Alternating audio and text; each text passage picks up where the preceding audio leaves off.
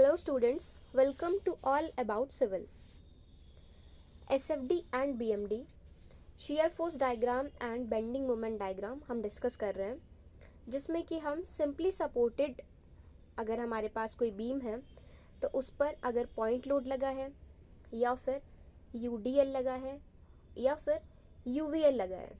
Point load जहाँ पर सिर्फ एक ही पॉइंट पर लोड लग रहा है, UDL यानी कि पूरी लेंथ पर लोड लग रहा है इकट्ठा होकर, और UVL की लोड वेरी कर रहा है यानी कि हर एक पॉइंट पर लोड अलग अलग है। अगर आप स्टार्टिंग पॉइंट पर देखेंगे तो कुछ और लोड है, सेंटर में देखेंगे तो कुछ और लोड है और लास्ट पॉइंट पर देखेंगे तो कुछ और लोड है। इस तरीके से अगर लोड चेंज होता रहता है, वेरी करता रहता है, तो हम बोलते हैं UVL। तो ये सिंपली सपोर्टेड के केस में हमने पॉइंट लोड का, UDL का एंड UVL तीनों का हमने डिस्कस कर लिया है। नेक्स्ट हम स्टार्ट कर रहे हैं कैंटिलीवर सपोर्ट के लिए, कि जब भी कैंटिलीवर सपोर्ट हमारे पास होगा और उस पर पॉइंट लोड लगेगा या फिर UDL लगेगा या फिर UVL लगेगा, तो उन कंडीशंस में हम कैसे shear force diagram and bending moment diagram draw करेंगे। तो सबसे पहली बात, किसी चीज़ का भी SFD या BMD हमें बनाना हो तो हम रिएक्शन फोर्सेस फाइंड करते हैं। रिएक्शन फोर्सेस फाइंड करने के बाद हम शीयर फोर्स देखते हैं किसी भी एक्स सेक्शन पर। शीयर फोर्स के लिए भी और बेंडिंग मोमेंट के लिए भी हम मान लेते हैं किसी भी कॉर्नर से एक्स पॉइंट पर डिस्टेंस मान लेते हैं। तो सिंपली सपोर्टेड में तो हम लेफ्ट हैंड वाले पॉइंट से मान लेते थे। अब कैंटिलीवर में हम जहाँ पर भी लोड लगा है, फ्री एंड पर अगर लोड लगा है तो हम वहाँ से डिस्टेंस कंसिडर करते हैं x, यानी कि x डिस्टेंस पर हम एक सेक्शन मान लेते हैं।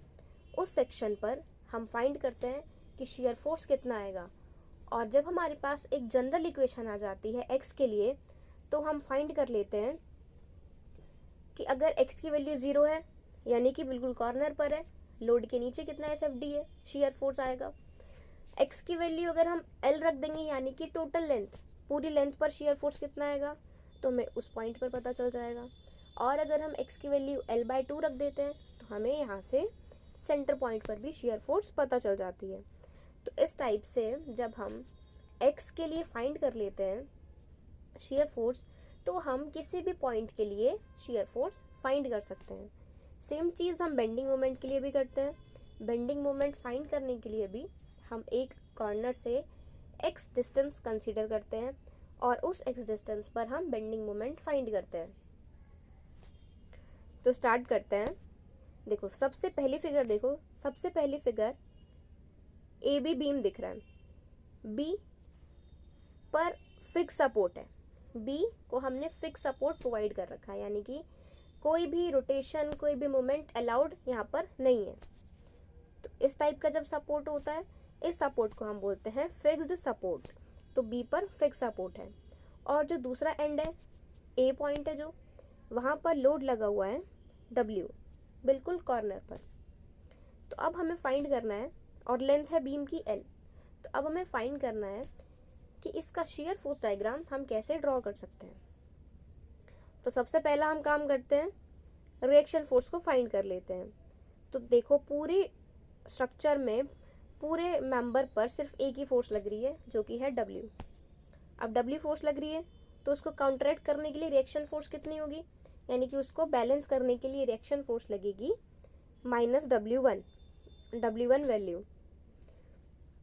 अब A पर वैल्यू है W1। अब धीरे धीरे जब हम फिक्स पॉइंट की तरफ बढ़ते रहेंगे तो रास्ते में हम देख रहे हैं कोई भी और फोर्स नहीं है, सिर्फ एक ही फोर्स लगी है।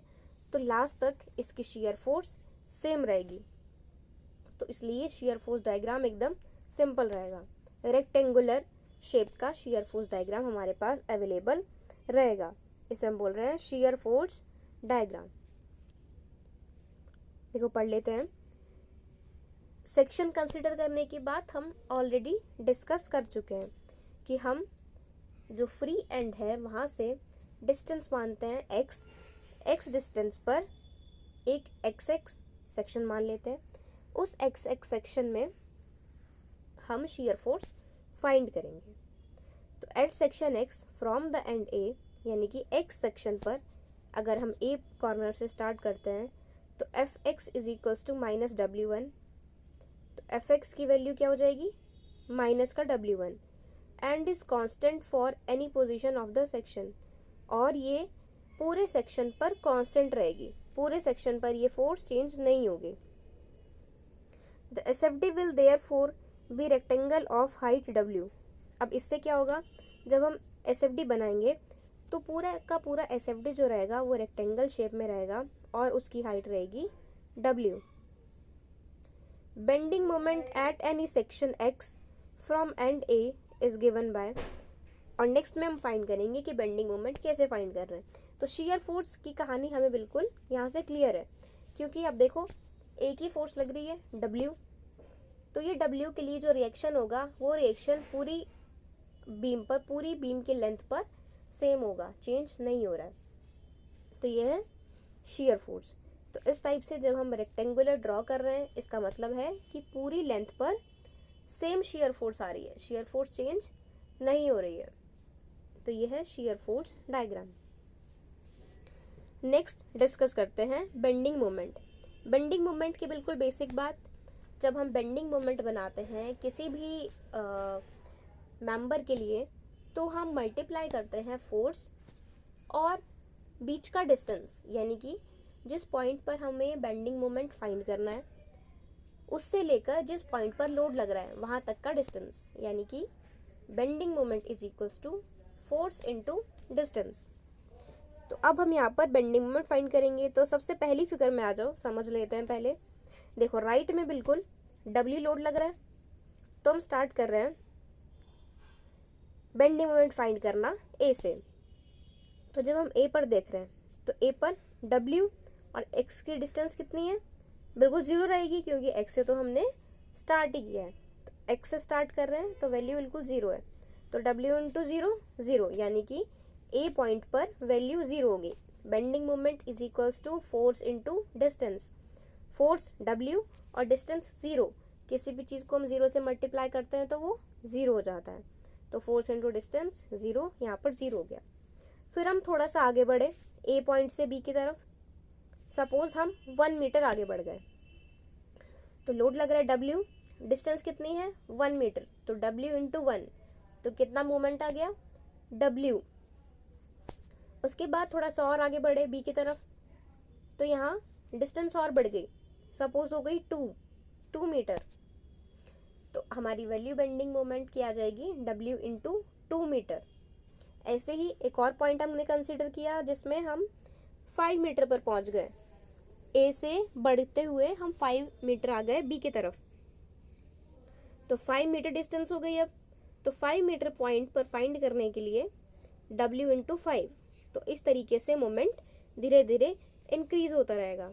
तो हम लास्ट पॉइंट तक जब आए B पॉइंट तक, तो डिस्टेंस कितनी हो गई L, और वेट कितना लग रहा है W। तो जब हम इस फिक्स्ड पॉइंट पर वैल्यू फाइंड करेंगे तो ये आएगा W into L।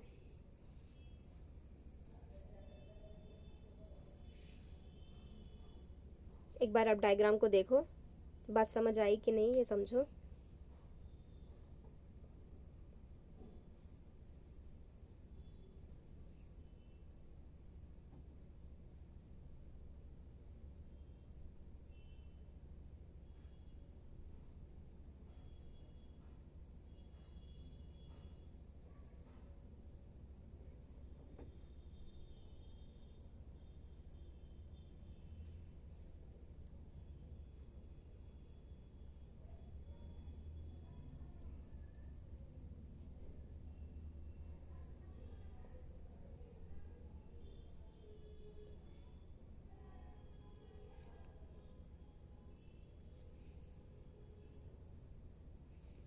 Shear force हमने फाइंड करना सीख लिया है कि कोई भी हम एक सेक्शन एक्स सेक्शन कंसिडर करते हैं फ्री एंड से एक्स डिस्टेंस पर, और उसके बेसिस पर जब हम रिएक्शन फाइंड करते हैं तो उससे हम शियर फोर्स डायग्राम यानी कि SFD ड्रॉ कर लेते हैं।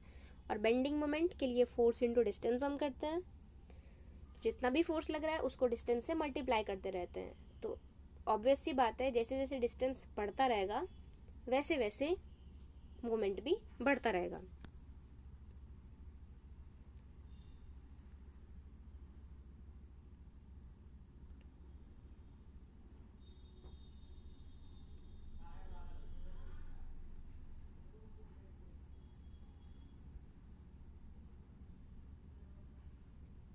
देखो शेयर फोर्स के बाद यहाँ पर लिखा है mx। mx मतलब मोमेंट एट x, तो मोमेंट कितना होगा, weight w into x, x यानी कि डिस्टेंस। तो इस टाइप से जैसे जैसे हम x की वैल्यू चेंज करते रहेंगे तो ये वैल्यू चेंज होती रहेगी। तो x0 पर मोमेंट की वैल्यू 0 होगी, x1 पर मोमेंट की value mb equal to WL होगी।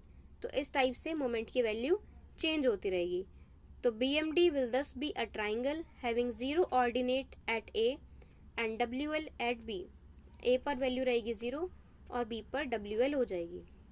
तो ये आप नोट कर लो, ये इसका एक बार स्क्रीनशॉट ले लो।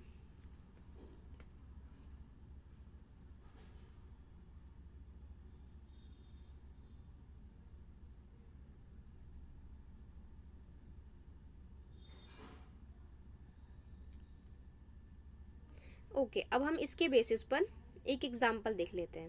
ये एग्जांपल देख के हमें डाउट बिल्कुल क्लियर हो जाएगा और ये कॉन्सेप्ट कैंटिलीवर वाला एकदम क्लियर है। तो क्वेश्चन देखो अभी सबसे पहले अब कैंटिलीवर पर सिंगल पॉइंट की बात तो हमें समझ आ गई। अब हम फाइंड कर रहे हैं एक फिक्स्ड बीम है हमारे पास, इस फिक्स्ड बीम में लोड लग रहा है, राइट से स्टार्ट करो। ए पॉइंट पर लग रहा है 3 किलो न्यूटन, सी पॉइंट पर लग रहा है 3 किलो न्यूटन, डी पॉइंट पर लग रहा है 2 किलो न्यूटन, और इसमें बीच में डिस्टेंस है ए और सी में है 2 मीटर, सी और डी में है 2 मीटर, बी और डी में है 1 मीटर।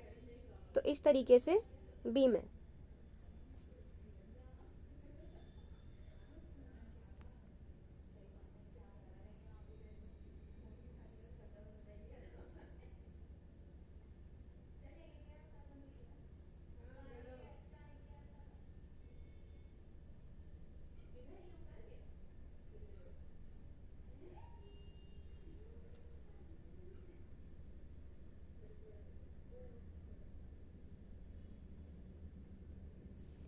ओके, तो इसको सॉल्व करना हम शुरू करते हैं।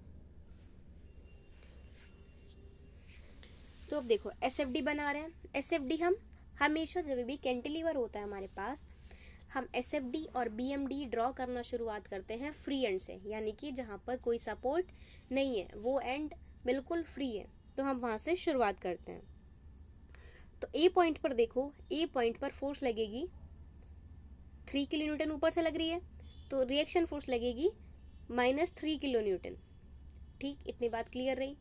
अब ये -3 चलती रहेगी सी पॉइंट तक, क्योंकि ए से लेकर सी तक बीच में कोई भी लोडिंग नहीं है। ए से लेकर सी तक सेम वैल्यू रहेगी शियर फोर्स की।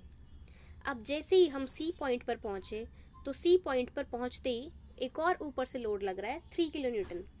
तो हमारा 3 तो पहले से माइनस में था ही, एक और 3 किलो न्यूटन लग गया, तो 3 + 3 6। तो अब हमारे पास वैल्यू 6 किलो न्यूटन हो गई। अब ये 6 किलो न्यूटन चलता रहेगा। कब तक चलता रहेगा? जब तक कोई और लोड इसे नहीं मिल जाता। तो सी से लेके डी।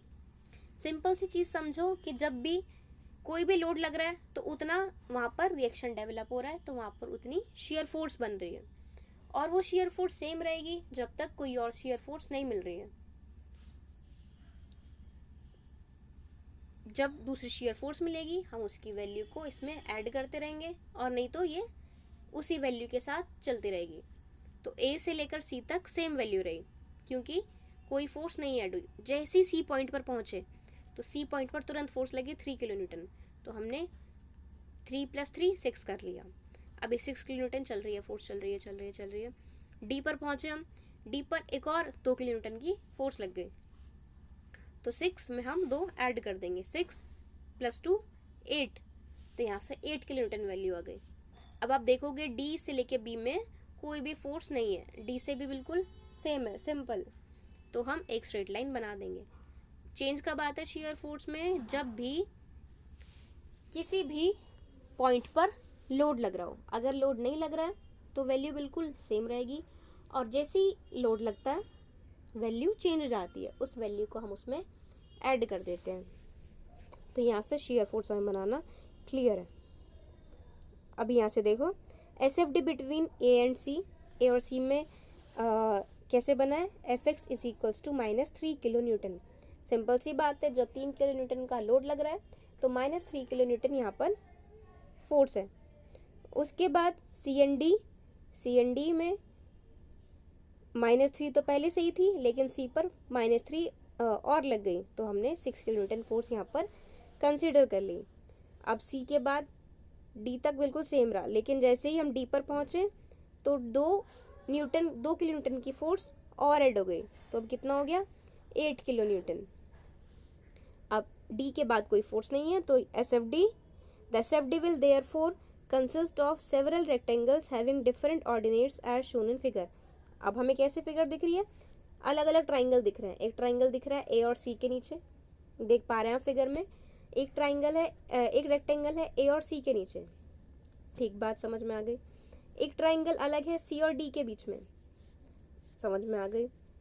एक है डी और बी के बीच में, ये भी बात हमें समझ में आ गई। तो यानी कि 3 अलग अलग ट्राइंगल्स बन रहे हैं, रेक्टेंगल्स बन रहे हैं, और ये रेक्टेंगल्स हैं shear फोर्स को रिप्रेजेंट कर रहे हैं। shear फोर्स देखो आप, ये वैल्यूज पढ़ो एक बार, अब फिगर से देख के समझो।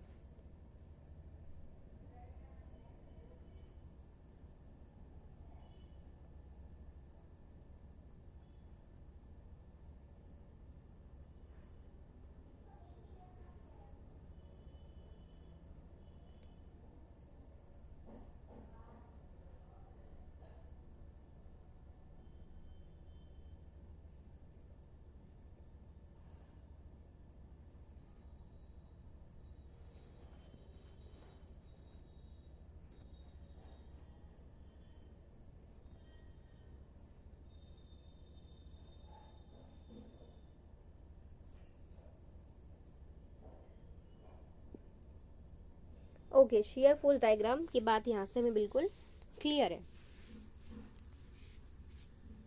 नेक्स्ट बढ़ते हैं बेंडिंग मोमेंट डायग्राम की तरफ। तो बेंडिंग मोमेंट हम कैसे फाइंड करते हैं, बेंडिंग मोमेंट हम फाइंड करते हैं फोर्स इनटू डिस्टेंस। हम बहुत बार पढ़ चुके हैं, bending moment is equals to force into distance.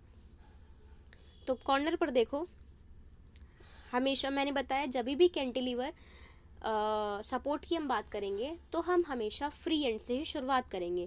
Free and यानी कि जहाँ पर कोई सपोर्ट नहीं है। अब बी तो फिक्स सपोर्ट है ना, बी पर सपोर्ट लगा है तो ये फ्री नहीं है, और जबकि जो ए पॉइंट है वो फ्री है, उस पर सपोर्ट कोई नहीं है, तो हम ए से ही हमेशा शुरुआत करेंगे। तो अब देखो SFD में भी हमने ए से शुरुआत की थी, और अब हम BMD के लिए भी ए से शुरुआत करेंगे। तो अब देखो 3 किलो न्यूटन की फोर्स लग रही है, हमने मान लिया कि x डिस्टेंस है, ए से हमने एक डिस्टेंस मानी x। अभी वो x डिस्टेंस कहाँ है, ए और सी के बीच में, तो ए और सी के बीच में डिस्टेंस है। तो 3 अभी हम मान रहे हैं बिल्कुल ए पॉइंट पर फाइंड कर रहे हैं, यानी कि x की डिस्टेंस अभी 0 है। तो 3 इंटू 0, ये तो 0 ही हो जाएगा, क्योंकि x 0 हुआ तो जितना भी बेंडिंग मोमेंट है उसकी वैल्यू भी 0 हो गई। फोर्स इंटू डिस्टेंस होता है ना, तो डिस्टेंस 0 हो गया, तो कॉर्नर पर 0। अब जैसे ही हम ए से थोड़ा सा आगे आए, ए और सी के बीच में, तो 3 इंटू एक्स डिस्टेंस कितना हो जाएगा 3x। सपोज हम फाइंड कर रहे हैं ए से 1 मीटर और सी से भी 1 मीटर, यानी कि ए और सी का जो बिल्कुल सेंटर पॉइंट है वहाँ पर, तो कितने डिस्टेंस आएगी 3 इंटू 1, 3 सेंटर पर। और अब सी पे सपोज हम आ गए, हम चलते चलते सी पॉइंट पर, ए से बढ़ते हुए सी की तरफ आ रहे हैं हम, राइट से लेके लेफ्ट। तो सी पॉइंट पर कितनी वैल्यू आ जाएगी, फोर्स लग रही है 3 किलो न्यूटन ए पर, और डिस्टेंस कितनी है 2 मीटर। तो 3 into 2 force into distance is equals to 3 into 2 is equals to 6 kilo newton metre. अभी देखो थर्ड डायग्राम में आप देखोगे सी के नीचे कितना आ रहा है 6 कैसे आ रहा है 3 इंटू 2। ठीक है, बात बिल्कुल क्लियर। आगे बढ़ते हैं। तो अब यहाँ पर 3 है,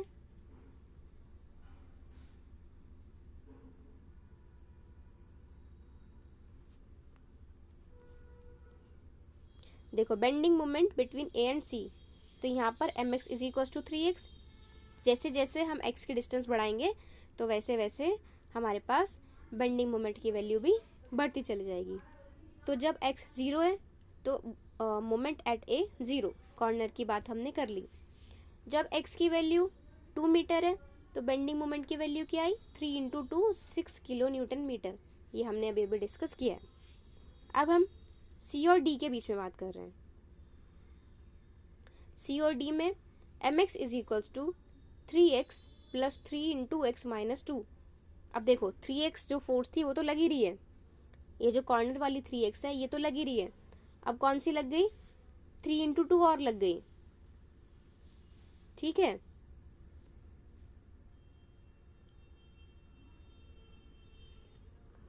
अगर हम देखो D पॉइंट पर हम कैसे मान सकते हैं, अब D पॉइंट पर जो बेंडिंग मोमेंट आएगा वो फोर्स A की वजह से भी आएगा और फोर्स C की वजह से भी आएगा। अब D पॉइंट पर 3 किलो न्यूटन, A पॉइंट पर जो फोर्स लग रही है वो 3 किलो न्यूटन है और D से डिस्टेंस कितना है, 2 + 2। DC के बीच में 2 है और CA के बीच में भी 2 है, तो डिस्टेंस कितनी हो गई, 4। 3 4 = 12, एक तो 12 हो गई, ये A की वजह से है। लेकिन एक बेंडिंग मोमेंट हमारा आएगा लोड C पर जो लग रहा है 3 किलो न्यूटन, उसकी वजह से भी। तो 3 किलो न्यूटन जो C पर लग रहा है और D से ये 2 मीटर पर है, तो इसकी वजह से भी एक बेंडिंग मोमेंट डेवलप होगा। 3 इंटू 2 6 इसकी वैल्यू होगी। तो D पर अब टोटल आएगा ना, A की वजह से भी आएगा और C की वजह से भी आएगा। A की वजह से आया है 12 और C की वजह से आया है 6, तो 12 और 6 8 हो गए। तो यहाँ से 18 किलो न्यूटन मीटर। यहाँ तक बात बिल्कुल क्लियर है। अब हम बात करेंगे B पॉइंट के लिए, यानी कि बिल्कुल फिक्स सपोर्ट जहाँ पर है हमारा, उसके लिए। तो अब देखो, अब हम जब B पर फाइंड करेंगे तो हम A पर जो लोड लग रहा है उसकी वजह से, C पर जो लोड लग रहा है उसकी वजह से, D पर जो लोड लग रहा है उसकी वजह से, हम तीनों लोड्स की वजह से जितना बेंडिंग डेवलप होगा B पर, हम अब ये डिस्कस कर रहे हैं। तो A पर जो लोड लग रहा है 3 किलो न्यूटन मीटर है और B से डिस्टेंस कितनी है, 5 मीटर। क्यों, देखो A और C में 2 है, C और D में 2 है और D और B में 1 है, तो डिस्टेंस कितनी हो गई, 5। तो 5 इंटू 3 15, 15 A की वजह से लग रही है। अब C पॉइंट की वजह से कितनी लग रही है, C पर लग रही है 3 और डिस्टेंस कितनी है, 2 + 1 3, तो 3 इंटू 3 9, 15 + 9 और 2 की वजह से कितनी लग रही है, 2 किलो न्यूटन लग रही है D पर और कितने डिस्टेंस पर, 1 मीटर पर, तो 2 इंटू 1 2 मीटर। तो अब हम इन तीनों मोमेंट को ऐड कर देंगे तो हमारे पास आया है 26 kilo newton metre. Bending moment I hope आपको समझ आया हो। देखो बेंडिंग मोमेंट सबसे सिंपल बात, हम क्या करते हैं, फोर्स इंटू डिस्टेंस मल्टीप्लाई करते रहते हैं। पॉइंट लोड वाली बात आपको समझ आई गई होगी। तो पॉइंट लोड के लिए जब हमने फाइंड किया तो हमारे पास एक ही पॉइंट लोड था, तो हमने डिस्टेंस से मल्टीप्लाई कर दिया।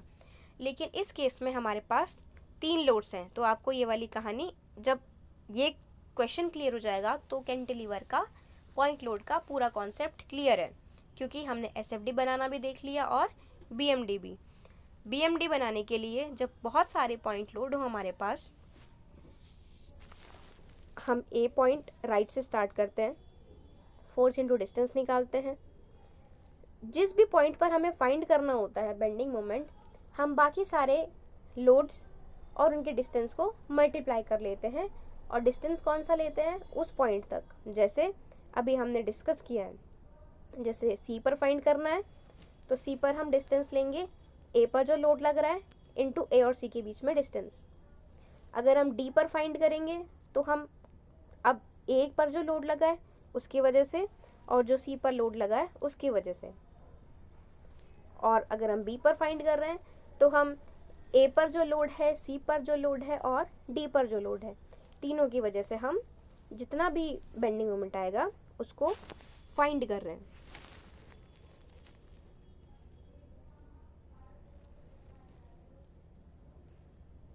तो हमें यहाँ से कैंटिलीवर बीम के लिए जिस पर पॉइंट लोड लगाओ उसके लिए शियर फोर्स डायग्राम बनाना और बेंडिंग मोमेंट डायग्राम फाइंड करना अब हम यहाँ से समझ गए हैं। आप इन क्वेश्चंस की प्रैक्टिस करिएगा, ये कॉन्सेप्ट एकदम क्लियर हो जाएगा। Thank you.